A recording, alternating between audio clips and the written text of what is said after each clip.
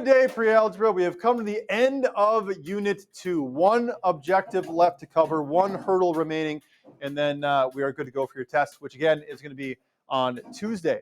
And so we've really focused these last few objectives on exponents and roots, and there's kind of one more piece of radicals, one more piece of roots that we need to cover, okay?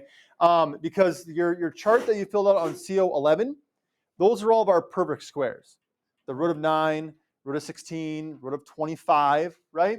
If you have a square with an area of 25, think about that formula for the area of a square.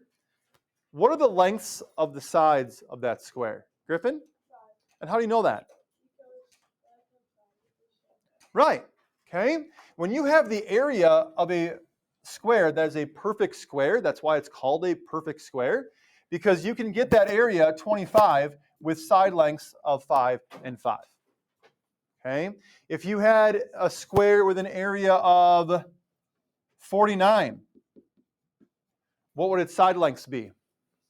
7 and 7, right? Is a perfect square. It can make a square. If you have a square with an area of 100, what are its side lengths, Wyatt? 10 all the way around, right? Because 100 is a perfect square. 10 times 10 is 100. But what if you have a square with an area of 34? Right? You might be thinking about, well, what times what equals 34? 2 times 17 equals 34. But if you have a figure with side lengths of 2 and 17, Cole, that's enough. If you have an area of with side lengths of 2 and 17, that's not a square. That's a rectangle, right? So if it's a square with an area of 34, we run into a little bit of a problem.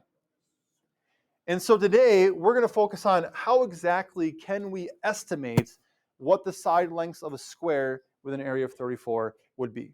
If you look at these numbers that are on the page that I'm asking you to take the root of, you'll see that none of them are perfect squares. Okay?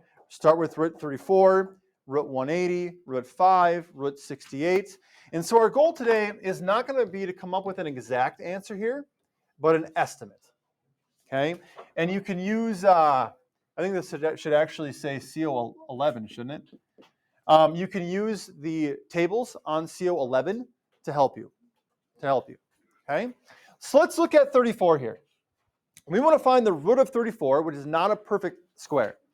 But what we're interested in is what are the two perfect squares on either side of it? What's the first perfect square that's less than 34? Abby? Well, root 25, right, which gives us 5. Okay? And how about on the right side of 34? What's the next perfect square greater than 34? Sophie? Root 36. Okay? So here's our starting point, right? Because if 34 is between 25 and 36, that means that the value of root 34 is between what two whole numbers? 5 and 6, right? So it gives us a little bit of a range, okay? Now, someone just said 5.5. How do we know where in between these numbers the root of 34 is going to be? I mean, if you say 5.5, that means that it'd be like halfway between 25 and 36. But 34 is clearly closer to 36 than it is to 25, right? So that means that on our scale of from 5 to 6, what number will it be closer to? It'll be closer to 6. 5.5 would mean that it's like right in the middle. But being closer to 6, it means it's going to be on that side of 5.5. And here's where we realize it's an estimation. You could tell me 5.6 and I would accept that. You could give me 5.7, I would accept that. 5.8, even 5.9. What I'm looking for is that you're on the correct side of half, essentially. We know that 34, the root of 34 will be between 5 and 6 because of the two perfect squares it falls between. And because root 34 is closer to 36, it's going to be closer to 6 than it is to 5. Now, which of these four decimals is probably the best answer? Shay? Probably 5.8, right? One of these two here. Okay, but I would also accept 5.6 and 5.9 because you're on the correct side of things.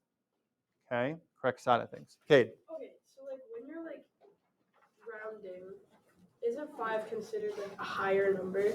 Because like say you have like a decimal like 3.65. Mm-hmm. Wouldn't you round up? Yes. From that? So Yep. why can't you use 5 of that? Like to round up to 6? Oh, why can't you use 5? Well, because 5 would mean that you're halfway between. And it's very clear we're not halfway between. Right? There's no argument that 34 is closer to 36 than it is to 25. Right?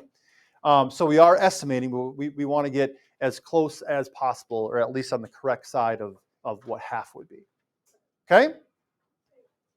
Questions? Quentin? I don't understand how to do that. Okay? So let's work with 180 here. Right? Take a look at your chart on the previous objective, and what two perfect squares are, well, which perfect square is less than 180, which one's greater than 180. Okay, that's where we start. So flip back a page, look at the chart where we have all the roots written down here, and this one is really the one that you'd need there. Okay, so that should be filled out, right? But what's the perfect square less than 180? 169. Okay, what's the next perfect square greater than 180? Liam? 196. 196. So Quentin, do you see how or why we put those numbers down? Okay, because if we can pick the two perfect squares that 180 is between, now we can get this number range here. Because the value of 169, of root 169 is 13, right? The square root of 196 is 14, which means that the root of 180 has to be between 13 and 14. How do I get to the 13? No, how do you figure out what it is? How do I get this answer here? Okay, so now I look at where 180 is between 169 and 196. Is it closer to 169 or is it closer to 196? It's 16 away from 196. It's only 11 away from 169. So because it's closer to 169, that means it's going to be closer to 13. Okay? So 13.5 would be in the middle, right? But it's closer to 13, so what decimal would be an acceptable answer? Sure, I'd accept 13.1. I would also accept 13.2. I would also accept 13.3. I would also accept 13.4. Liam, which one of those do you think is the best answer? 13.2 or 3. I'd say probably one of these two here. I mean, 11 and 16 aren't too far apart, you know? So I would accept all of them, but probably the best answers would be one of those two decimals there. Does that clarify things? Okay, so your priority here is really to get this filled out there. There's a channel on YouTube you can go to, and don't forget to like and subscribe. All right? Okay, other questions?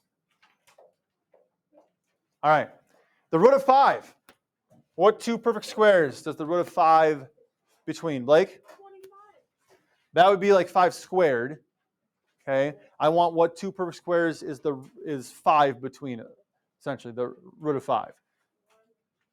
So we're not squaring 5 here. Dayton? Root 4 and root 9.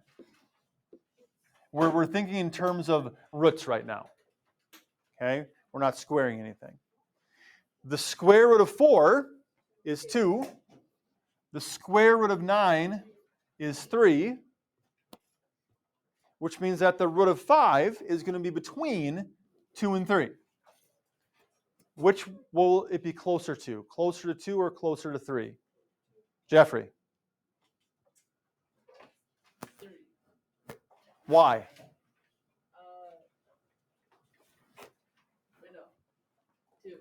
Same question. Why? Because it's not as far away as it is to 9. Right.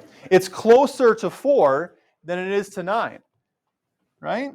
Which means that's going to be closer to 2 than it is to 3. What do you think would be the best answer here? I'd accept multiple, but what's the best answer? Haley?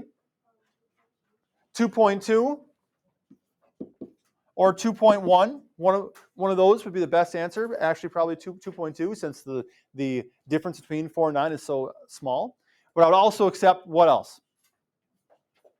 Jack? 2.3? 2.4. Okay. Do you have a pencil, John? Why don't you take it out and get some of these notes down? Okay. Last one. Try this one on your own first. Okay. If you already did it, great. You can start to work ahead a little bit. Right. But just see if you can do this one independently. Then we're going to talk about some stuff at the backside. But see what you can do here. I need to see the work. Yes. This is one you can easily solve by just putting the root of 68 into your calculator, right? And just write down an answer.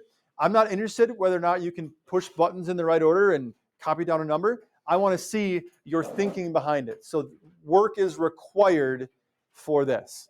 Okay? And again, this is one, if you use a calculator to find these answers, you're not going to have that tool available on Tuesday. So then it's going to come Tuesday, like, I don't know how to do this, right? So practice the process now.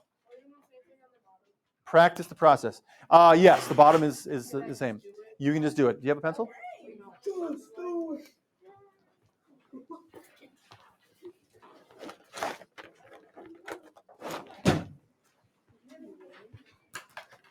Yep.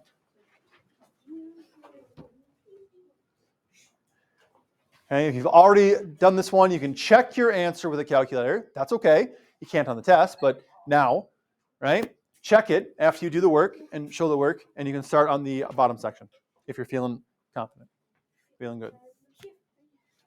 Okay.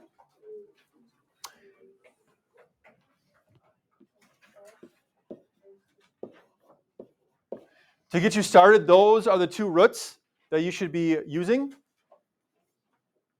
If you put different numbers down, then double check, make sure your chart on the previous page is accurate. But 68 comes between 64 and 81 as far as our perfect squares, which means that it's going to be between 8 and 9.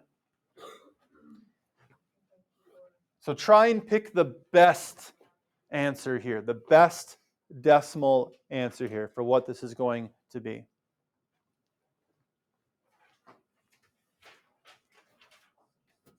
Look at how far away it is from 64. Look how far away it is from 81. What would the best answer be? Who is confident in their best answer? Dayton?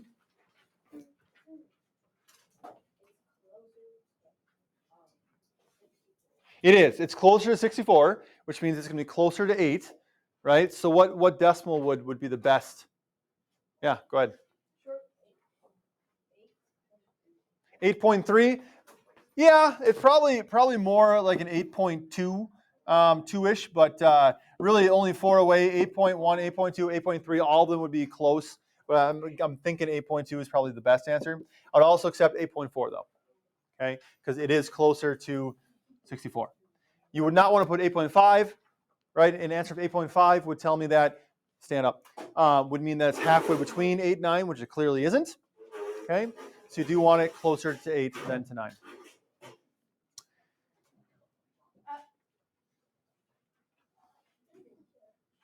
Standing, right? Okay. Kneeling's fine, so people behind him can see. Okay. Any questions on this? Yeah. Why do we put the decimal there? Well, because we're looking to get a fairly accurate estimate. We could just say it's about 8, because it is about 8, but we want to get a little bit more accurate than that. So we want to see exactly where between 8 and 9 it is. And I want to see that you understand that 68 is closer to 64, so it's going to be 8 point something less than 8.5 and try and hone in on that best decimal answer. Okay? It's just to be more accurate while we go to nearest tenth. Sophie.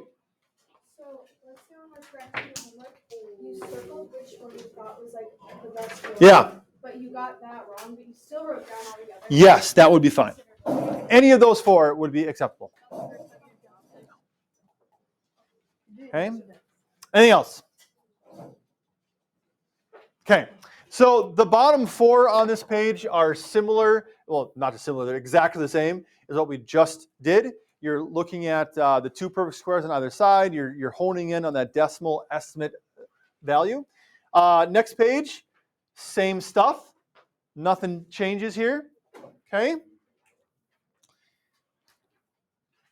The brain buster, though, now we're going to shift our thinking, it says, and work backwards.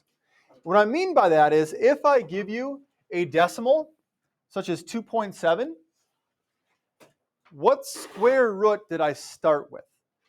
Right? The square root of what number would give us a decimal value of 2.7? Okay? So originally I gave you the root, you were finding the decimal. Now I'm giving you the decimal, you're telling me the root. John? 14. And how do you come up with that? 2 times 7. Well, we're not just going to be multiplying 2 and 7. No. Okay?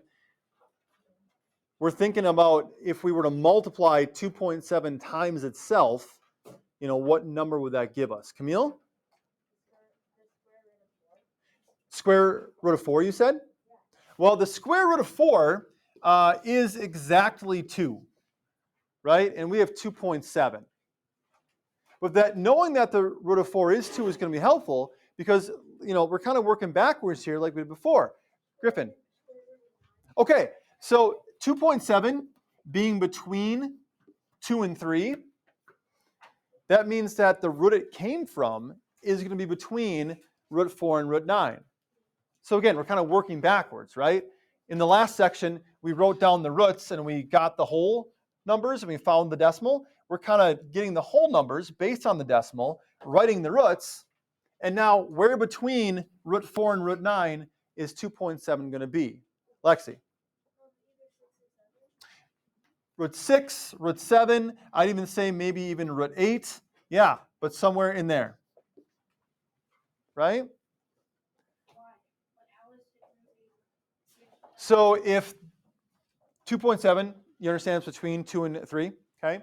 Because the value of 2 is root 4 and the value of 3 is root 9, that means that 2.7 is going to be between root 4 and root 9, right? So being just a little bit less than 3, maybe root 8, that's close to root 9. Maybe root 7, also close to 9. It obviously wouldn't be root 5, right? Because root 5 is going to be closer to 2. Okay?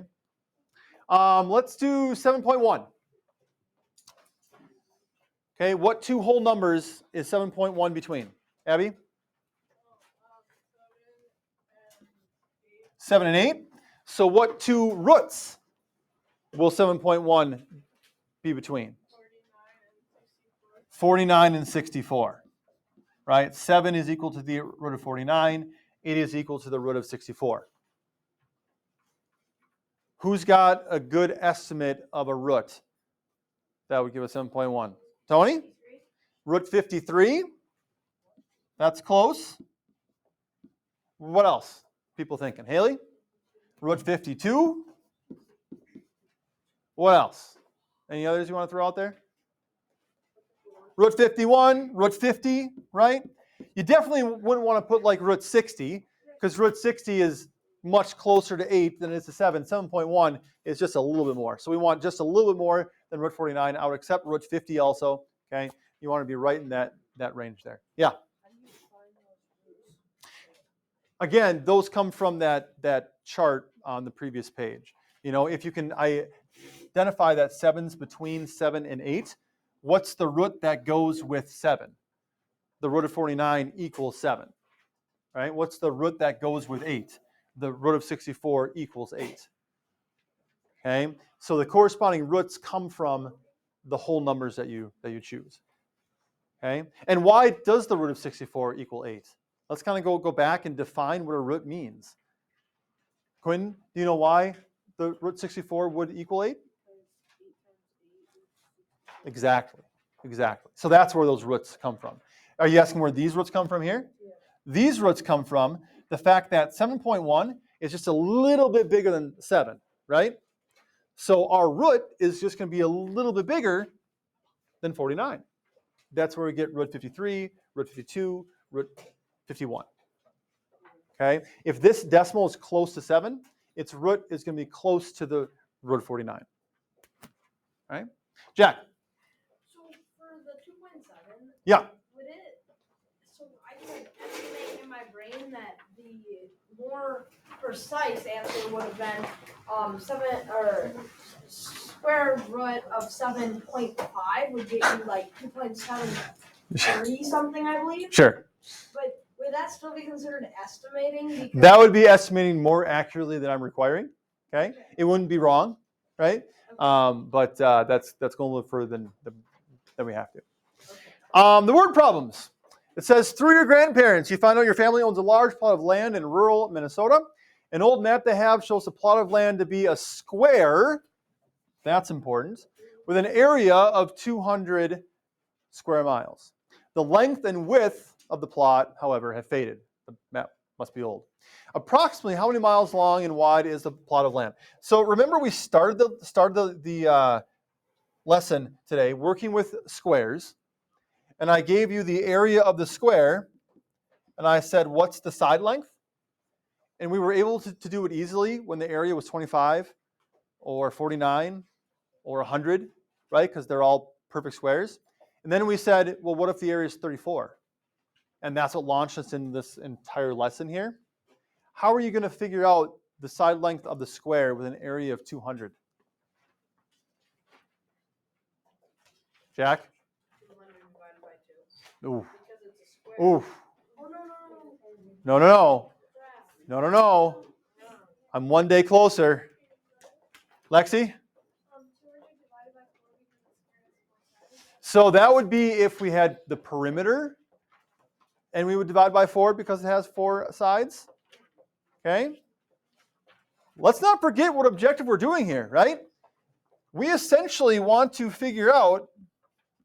estimate what the root of 200 is, just like we did with that square with a root of 34, right?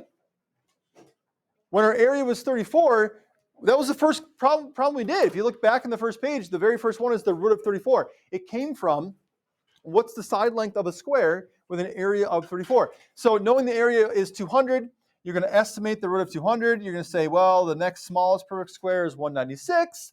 The next largest perfect square is 225.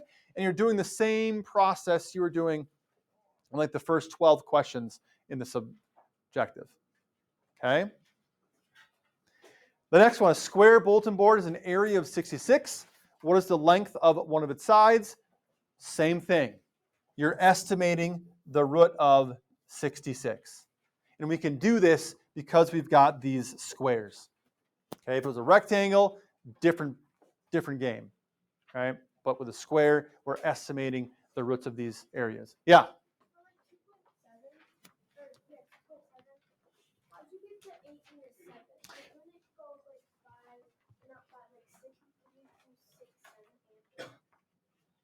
I would accept, well, so if you look at the roots that are, here's halfway between, okay?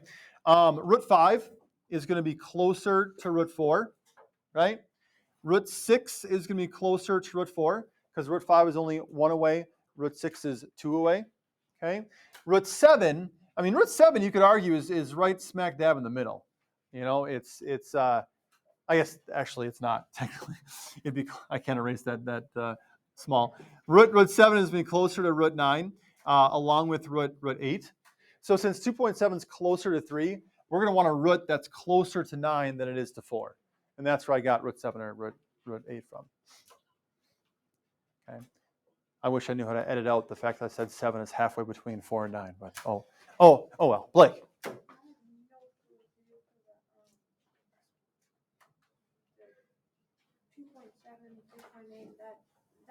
Yeah. So you're essentially your starting point is what two whole numbers does 3.8 fall between?